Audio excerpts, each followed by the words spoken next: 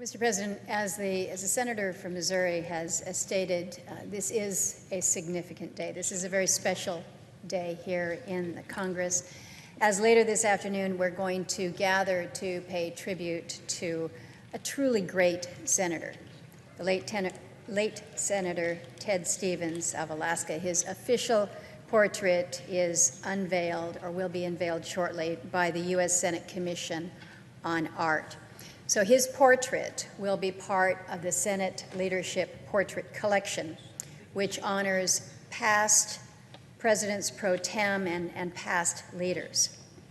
And like all of the family, the friends, the colleagues, the former staff who've gathered for this occasion, I am so very pleased that he will be memorialized forever here in the United States Capitol, watching over all of us. Now, there's only 38 members currently in the Senate who had served with Ted. But I think it's important that all of us, and really every American, should know who he was and why he so clearly deserves this honor. Ted was a public servant. He was the ultimate public servant. He dedicated his life to public service. He spent more than 6 decades fighting for our state and the country that he loved. His service began during World War II when he flew as a pilot in the Army Air Corps. He flew missions behind enemy lines in China in support of Flying Tigers. The stories that we've heard over the years are truly legendary of his efforts there in the war. After the military, Ted helped Alaska achieve its dream of statehood. He was Secretary Seaton's, he was basically the point man at the Department of Interior during the Eisenhower administration. So you think about what that means, to have the opportunity to shape statehood for your state and then to go on and serve your state at this level as he did for some 40 years. He went on to become one of the longest-serving Republican senators of all times, representing Alaska in this chamber with great dignity, with great distinction over the course of 40 exceptional years. So this is truly a public servant. Really, from the very beginning, Ted was one of those special kind of guys. After being appointed to the Senate in 1968, he established himself really as a leader among leaders. Over the course of his time here in the Senate, he chaired the Ethics Committee, Rules, Governmental Affairs, Commerce, as well as the Appropriations Committees. From 1977 to 1985, his colleagues chose him to be the Assistant Republican leader. He held the Senate Arms Control Observer Group for 15 years. And he served as the president pro tempore, the senior member of the Senate's majority party from 2003 to 2007. So leadership across all levels. And as one might expect, Ted was a force to be reckoned with. He made sure that Alaska's voice was heard, and heard in every debate. And as such, he secured an incredible number of legislative victories that shaped both the state of Alaska and our nation. He helped settle most of Alaska Native land claims, returning 44 million acres of land to First Alaskans and establishing a new model that empowered our Native peoples to create new economic opportunities. Ted was instrumental in securing passage of a bill that enabled the construction of our 800-mile Trans-Alaska oil pipeline, which to this day remains the backbone of our state's economy, a critical part of our nation's energy security supply. Ted was a guy that he worked very, very hard, but he also loved to fish. He loved to be outside. His focus of fishing led him to be very concerned about what he saw as the overfishing by foreign fleets, which was taking place just miles off of Alaska's shores. So he worked across the aisle with Senator Warren Magnuson to protect and to sustain our fisheries into the future. And that landmark law, the Magnuson-Stevens law, has been repeatedly reauthorized to this day still bears their names. It really is impossible to overstate the beneficial impact that Ted had on Alaska.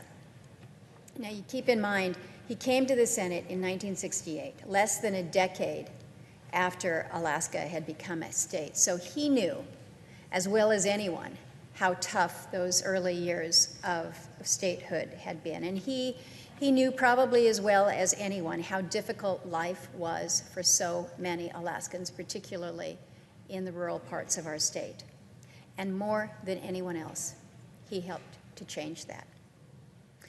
So Ted was an appropriator for a long time, legendary in that role, but he once convinced the entire committee, the entire Appropriations Committee, to come to Alaska, but not just to come to Alaska for 2 weeks to see Alaska's needs firsthand. The federal funding that he secured year after year allowed many Alaskans to gain access to very basic infrastructure. We're talking water and sewer, things that most Americans would take for granted.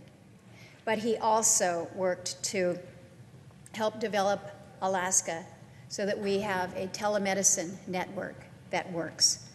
He helped facilitate bypass mail, essential air service for our rural communities, programs and benefits that continue to this day.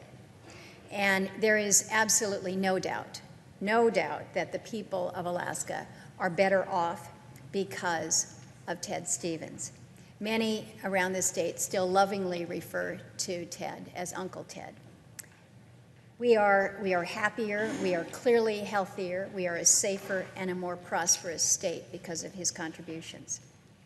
But the same is true for every American, because Ted's accomplishments did not end with the state of Alaska. He was a patriot. He was firmly committed to our national defense and the security of our country. He had great admiration for those who answered the call to serve in uniform as he had. He traveled the world to visit with our troops, to hear directly from them. He was a long time leader on the Defense Appropriations Subcommittee. He and Dan Inouye would just kind of share the chairmanship, one between the other practically. But throughout his Senate tenure, he fought tirelessly to make sure that our military had the best equipment, better pay, had the needed care that they sought. He was a defender for those who defended us. Ted was an avid surfer when he was young, and he recognized the importance of sports in our daily lives.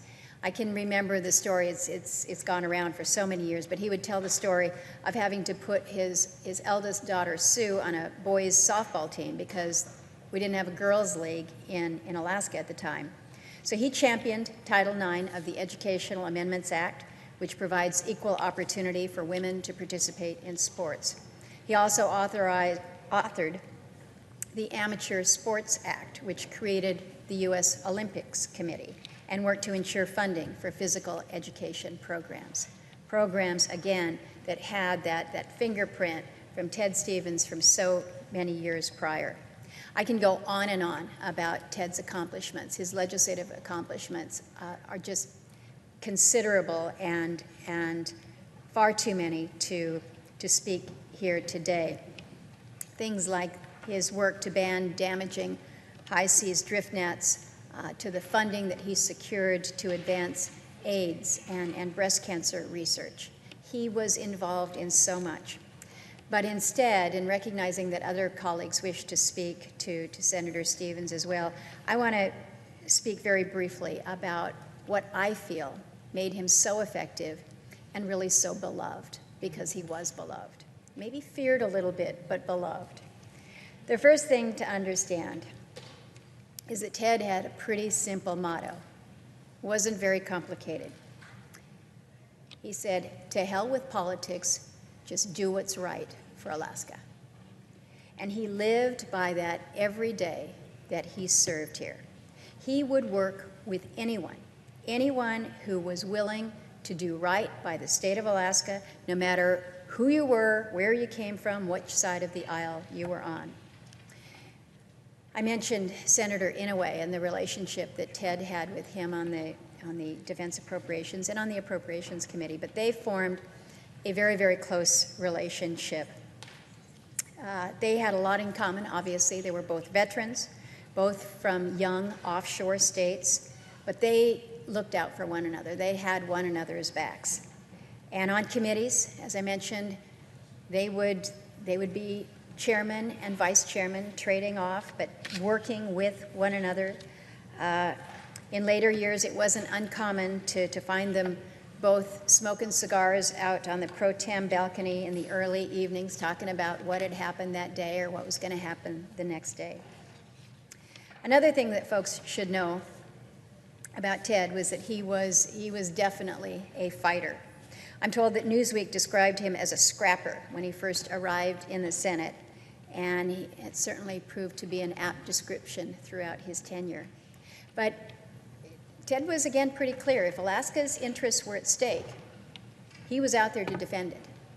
And there were times he would put on his Incredible Hulk tie, and he would channel the big guy's persona. But when that happened,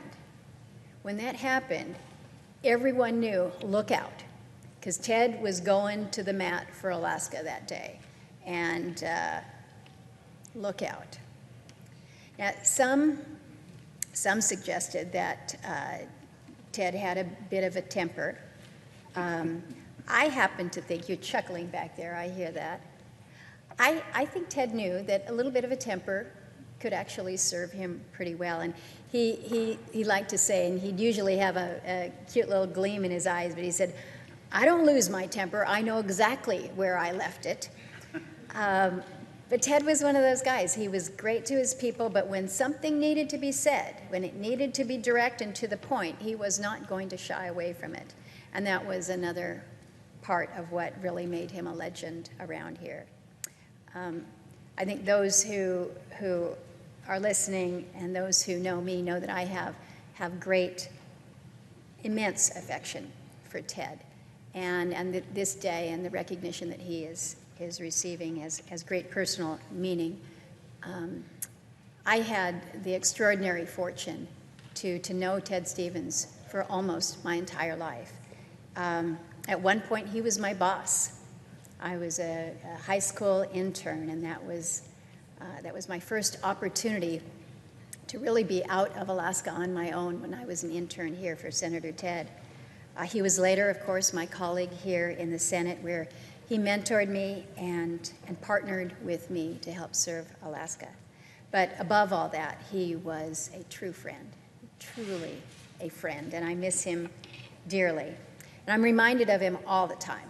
I have his old office in the Hart Building. I have pictures and mementos that remind me of Ted.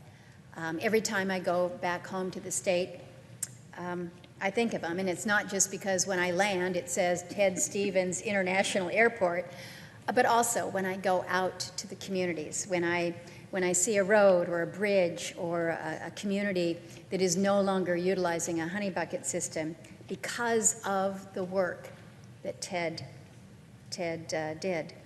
Because when you go home, when you visit in Alaska, you see firsthand the impact that he had. You see it everywhere. I often say that Ted built Alaska and that Ted was Alaska. So you can see why we named him the Alaskan of the 20th century, why we remain so grateful for all that he has done for us. So I'm happy that there is now going to be a place here in the Capitol where I can visit Ted, talk to him, think about what he might have said and the counsel he might have provided for our state and our nation.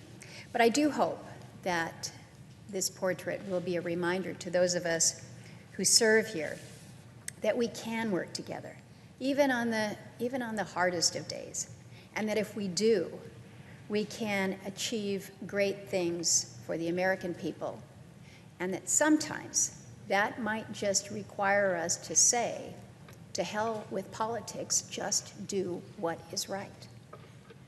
So, Mr. President, I'm honored, I'm privileged to be here today with so many Alaskans, including Ted's wife, Catherine, many of his children and grandchildren, I know that they are overwhelmed by the number of friends and colleagues and staff who are here to celebrate Ted's life and his legacy. And I think, channeling here, I think Ted's looking down on all this, and he's thinking, enough already. This is too much. You all have to get back to work, because after all, we have appropriations bills on the floor.